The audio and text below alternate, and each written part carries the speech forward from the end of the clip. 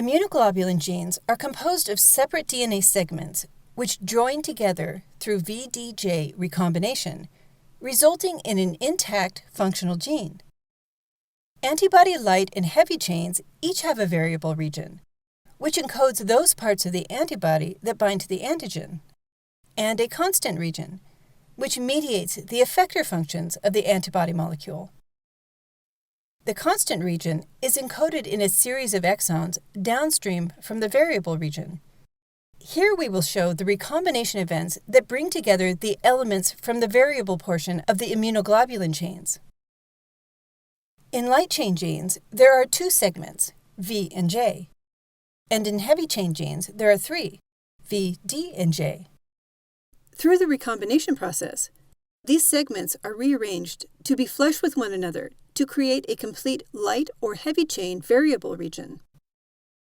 There are between 50 to 200 candidate V regions, 4 candidate J regions, and approximately 12 to 20 D regions. For each antibody molecule, the recombination apparatus selects one from each group. Let us examine the recombination process between V kappa and J kappa segments of a kappa light chain locus. As the process begins, a RAG1,2 recombinase tetramer recognizes the recombination signal sequences, or RSSs, that flank one V and one J segment, and binds to them, forming a complex first with one RSS, then the second, bringing the two gene segments to be joined closer together into synapsis. The RAG1,2 performs single-strand nicks at exactly where the RSSs border both the V and J segments.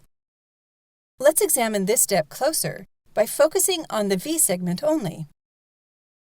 Following the single-strand cut at the boundary of the V segment and its associated RSS, the free 3' hydroxyl group at the end of the coding strand of the V segment now attacks the phosphate group on the opposite, non-coding V strand, creating a covalently closed hairpin coding end and a blunt DNA signal end. The results for the light chain locus are DNA hairpin formation at the ends of both V and J segments, and double-strand breaks at each boundary with an RSS. Again, this process has occurred simultaneously on the J side of the incipient joint, creating a covalently sealed hairpin coding end and a blunt signal end.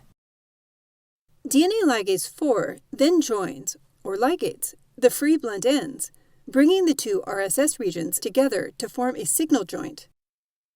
DNA ligase 4 is an NHEJ protein, which stands for non-homologous end joining.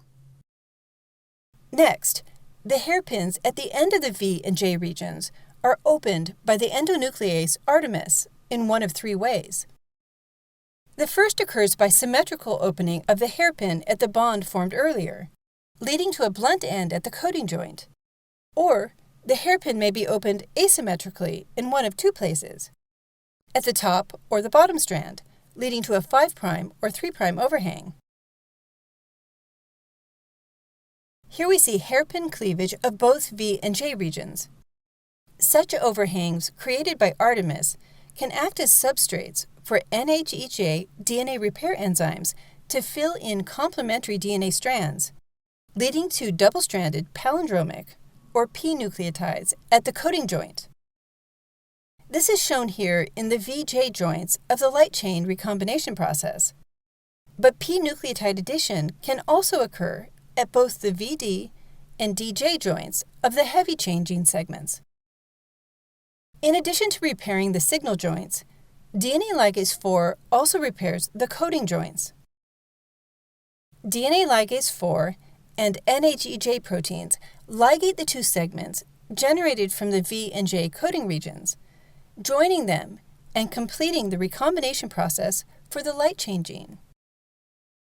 For the VD and DJ joints in the heavy chain locus, exonuclease cleavage following hairpin cleavage can lead to loss of coding nucleotides at either or both sides of each joint.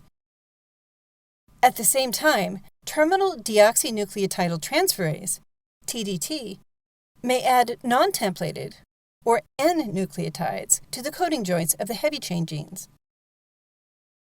The final step in the recombination process for the heavy chain gene is identical to the ligation and repair for the light chain genes, as DNA ligase 4 and NHEJ proteins join the coding regions to complete the chain.